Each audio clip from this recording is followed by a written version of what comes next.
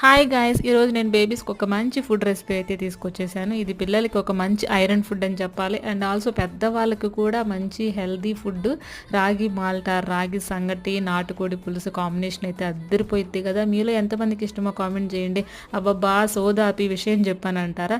చెప్తానండి బాబు, అందుకే కదా వీడియో పెడుతున్నాను. ఏం లేదండి, ప్రాసెస్లోకి వచ్చేస్తే ఫస్ట్ ఒక 2 స్పూన్స్ రాగి పౌడర్ తీసుకొని అందులో వాటర్ మిక్స్ చేసి ఉండలు లేకుండా కలుపుకొని వేరొక బౌల్లో వాటర్ తీసుకొని వాటర్ బాయిల్ అయిన తర్వాత ఏదైతే కలుపుకున్నామో రాగి పౌడర్ని మిక్స్ చేసేసి బాగా ఉడికించాలి. ఇది గుర్తుపెట్టుకోండి, లేదంటే పిల్లలకి డైజెషన్ ప్రాబ్లం అవుతుంది. ఉడికించిన తర్వాత వేరే బౌల్లోకి ట్రాన్స్ఫర్ చేసుకొని ఇందులోకి 1 స్పూన్ బెల్లం వేస్తున్నాను స్వీట్నెస్ కోసం. 1 స్పూన్ నెయ్యి కూడా వేసాను టేస్ట్ కోసం. సో పిల్లలైతే చాలా హ్యాపీగా తినేస్తారన్నమాట. టేస్ట్ బాగుంటుంది. మా పిల్ల చూడండి ఎంత బాగా తింటుందో. సో వీడియో అయితే ఇదన్నమాట. నచ్చిందా అయితే లైక్ చేసి షేర్ చేసి కామెంట్ చేసేయండి. ఇలాంటి మరిన్ని వీడియోస్ కోసం మన ఛానల్కి సబ్స్క్రైబ్ అయిపోండి. Bye guys.